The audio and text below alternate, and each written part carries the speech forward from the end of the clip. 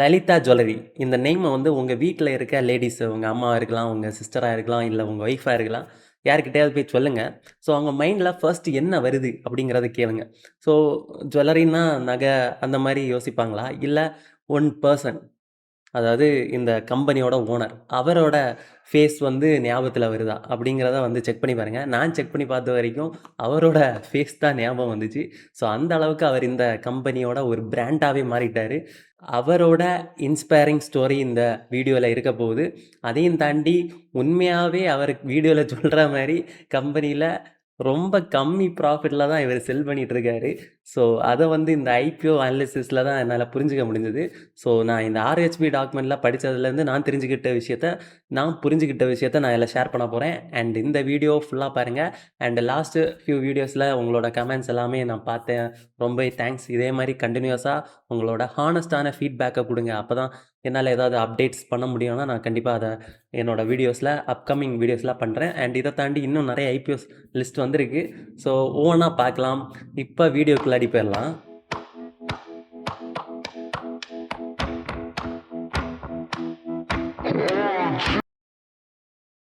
Lalitha jewellers IPO analysis by Eric J ராஷோ.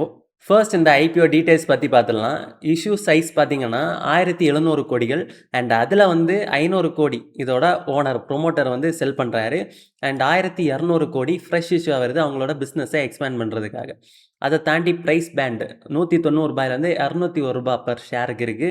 And lot size 74 and minimum investment ₹14,874 இருக்கு. And subscription date பார்த்தீங்கன்னா August 17 open ஆகுது, August 19 close ஆகுது. And listing date August 24. ஓகேங்களா? So post issue market cap அதாவது இந்த IPO list ஆனதுக்கு அப்புறம் 11,250 crores இருக்கும் அப்படின்னு எஸ்டிமேட் பண்ணியிருக்காங்க இதோட market capital. And face value ₹5 and allocation பார்த்தீங்கன்னா QIBs 50% ஒதுக்கியிருக்காங்க. NIIs நான் இன்ஸ்டிடியூஷனல் இன்வெஸ்டர்ஸ் 15% ஒதுக்கியிருக்காங்க. அண்ட் ரீட்டைலர்ஸுக்கு வந்து 35% ஒதுக்கியிருக்காங்க. அதிகமான பாசிபிலிட்டிஸ் ரீட்டைல் கேட்டகரி தான். ஏன்னா இப்போ HNI அதாவது NII கேட்டகரிஸில் அதிகமான அப்ளிகேஷன் வர்றதை நான் பார்க்குறேன். ஸோ அதனால் பெட்டர் இதில் போட்டால் தான் அதிகமான பாசிபிலிட்டிஸ் இருக்கும். ஓகேங்களா? So second promoter and leadership. So ப்ரொமோட்டர்ஸை பற்றி சொல்லி ஆகணும்.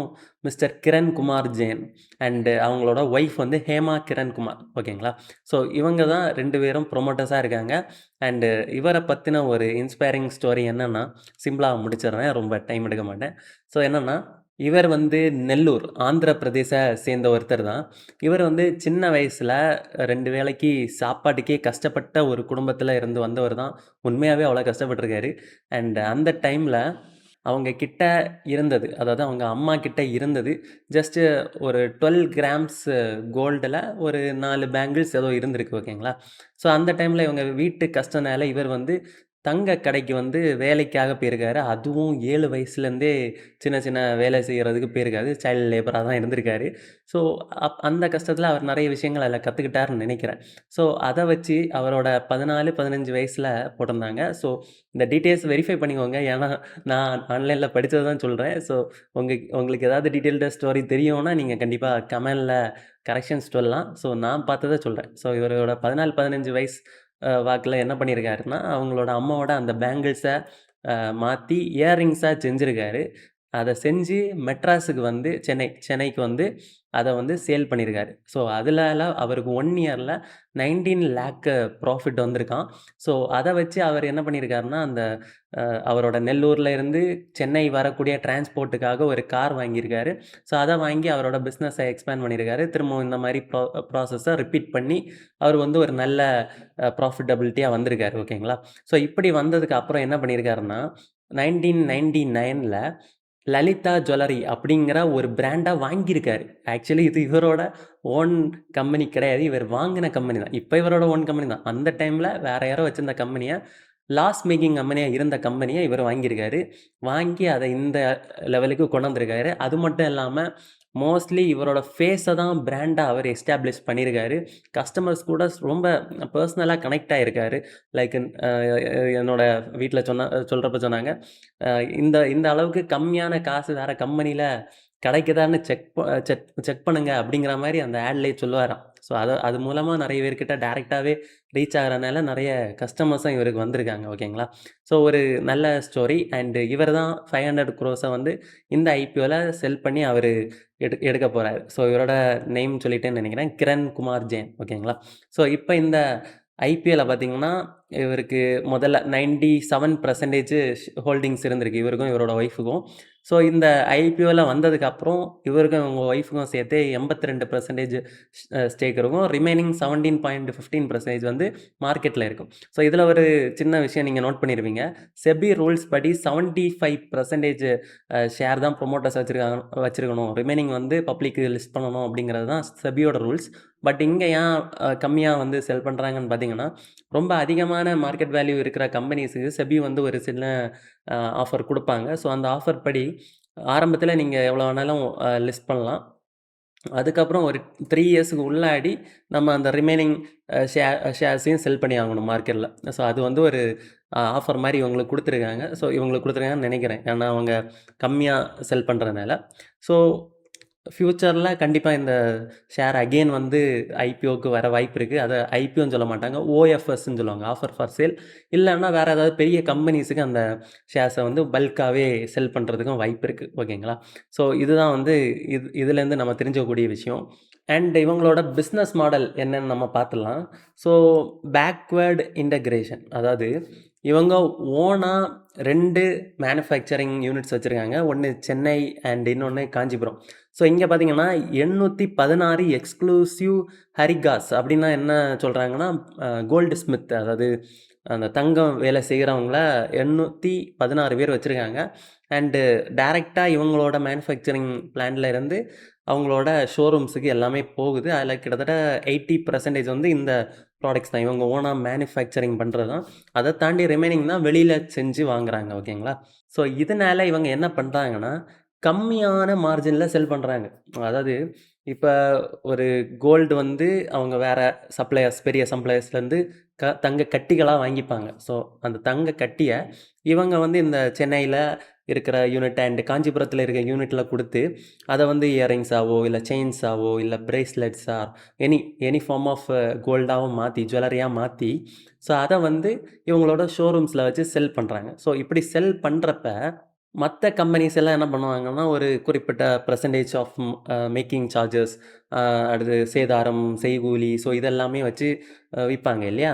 ஸோ இது மட்டும் இவங்க பண்ணாம, ரொம்ப கம்மியான ப்ராஃபிட் மார்ஜின், ரொம்ப கம்மியான செய்கூலி, சேதாரத்தில இவங்க குடுக்குறாங்க. ஸோ இது வந்து காம்படிட்டர்ஸ விட ரொம்ப சீப்பா அவங்களால குடுக்க முடியறதுக்கான முக்கியமான ரீசன்.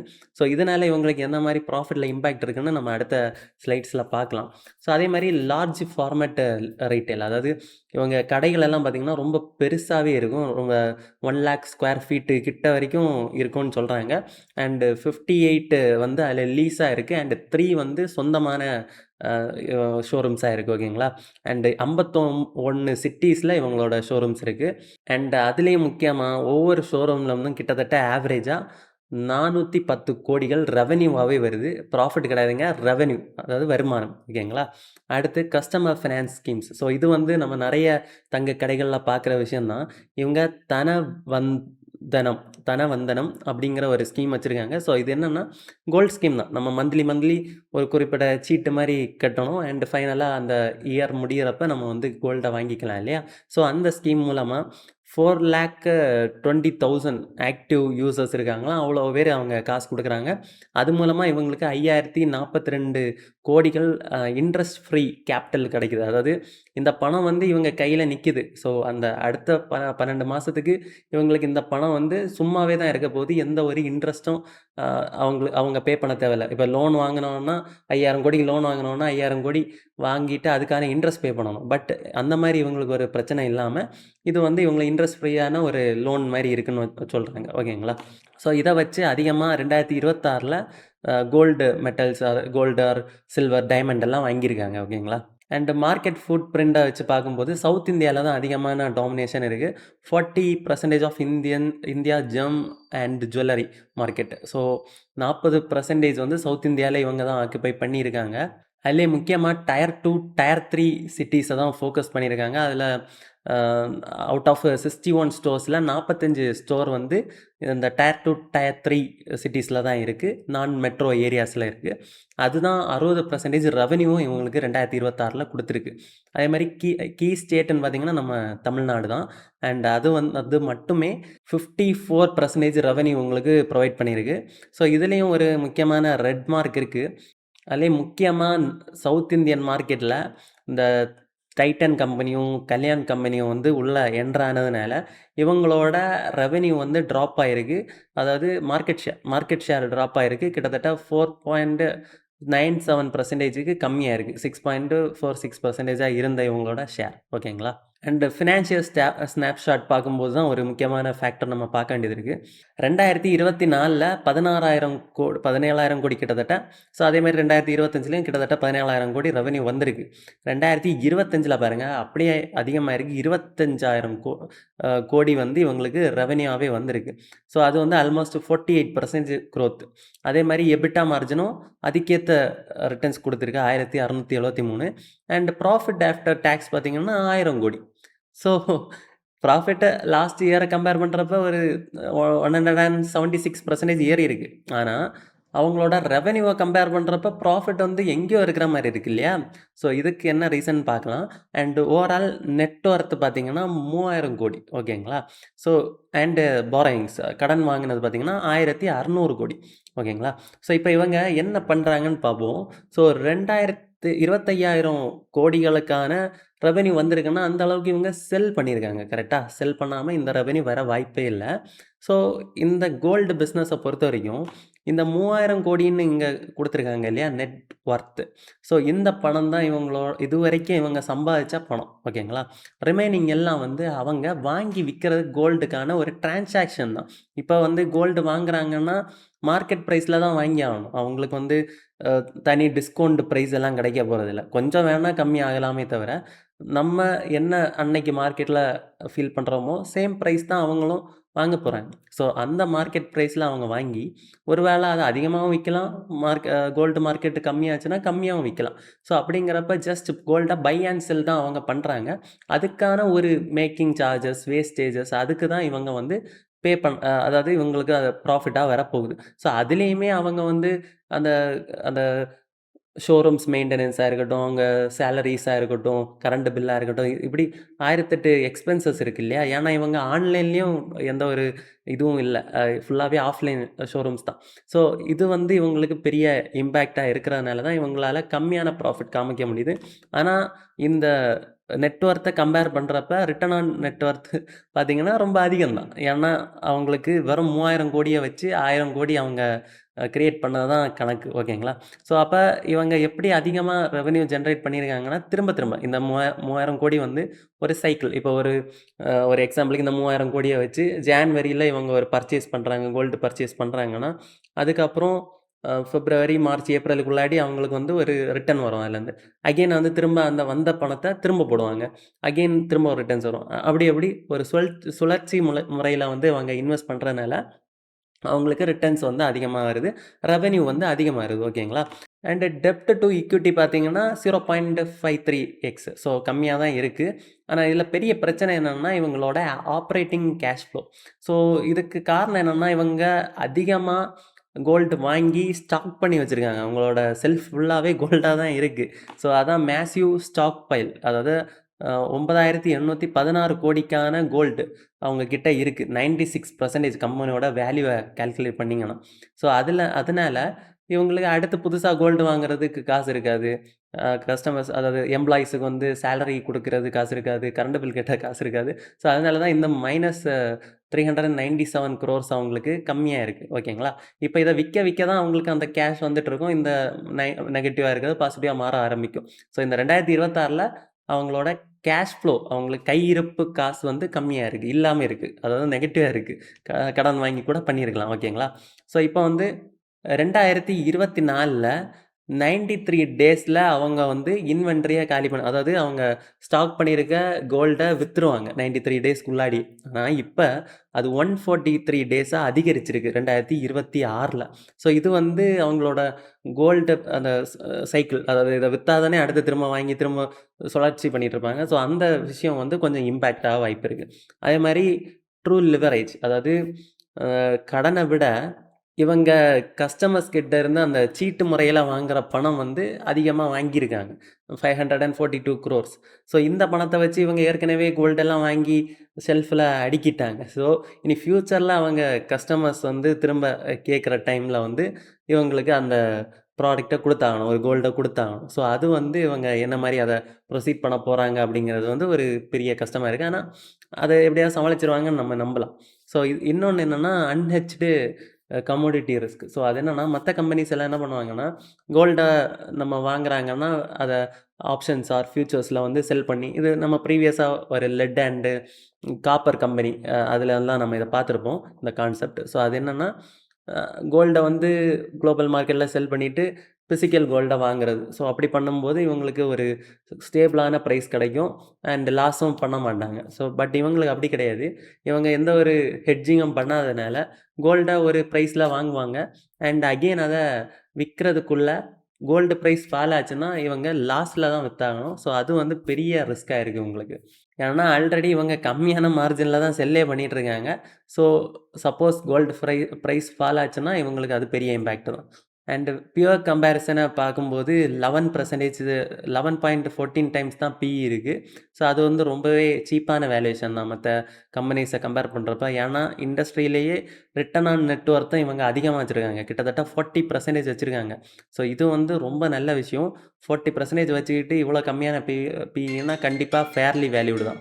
40% நெட்ஒர்த்தை வச்சுட்டு இவ்வளோ கம்மியான பிஇ வச்சுருக்காங்கன்னா ஃபேர்லி வேல்யூடு தான். ஆனால் மற்ற கம்பெனிஸோட பிஸ்னஸ் மாடல் வந்து ஹெட்ஜாக இருக்குது. ஸோ ஹெட்ஜாக இருக்குது. அதுவும் மட்டும் இல்லாமல் இது லைவாக ஷோரூம்ஸும் வச்சுருக்காங்க. மற்றபடி கடைக்கு போயும், அதாவது ஆன்லைன்லேயும் வாங்க முடியும், ஓகேங்களா.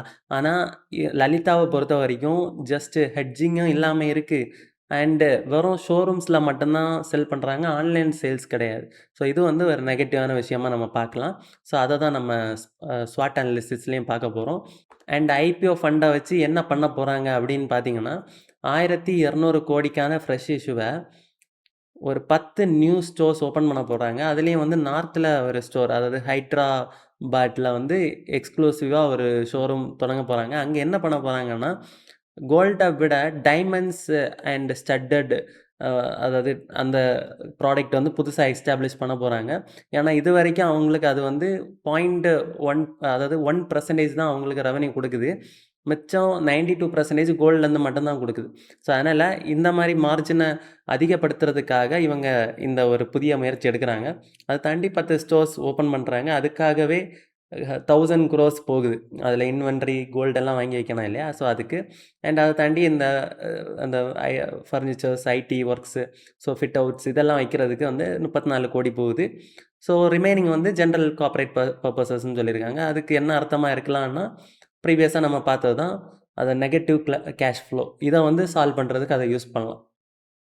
உதாரணத்துக்கு இந்த கேஷ் ஃப்ளோ வந்து எதுக்கு நெகட்டிவ் வச்சுருக்கலாம்னா, மேபி அவங்களோட எம்ப்ளாயிஸு சேலரி கொடுக்காம இருந்திருக்கலாம், நிறைய கொடுக்க வேண்டிய காசு, அதாவது கோல்டு வாங்குனதுக்கான நிலுவையில் இருக்கக்கூடிய காசுகள், ஸோ இதை மாதிரி ஏதாவது இருந்திருக்கலாம். ஸோ அதை கூட இவங்க இதன் மூலமாக அடைக்க வாய்ப்பு இருக்குது, ஓகேங்களா.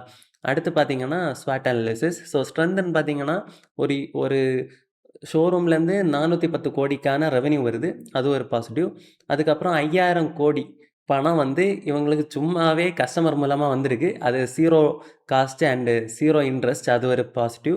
அதுக்கப்புறம் பேக்வேர்ட் இன்டகிரேட்டட், அதாவது கம்மியான மார்ஜினில் செல் பண்ணுறாங்க.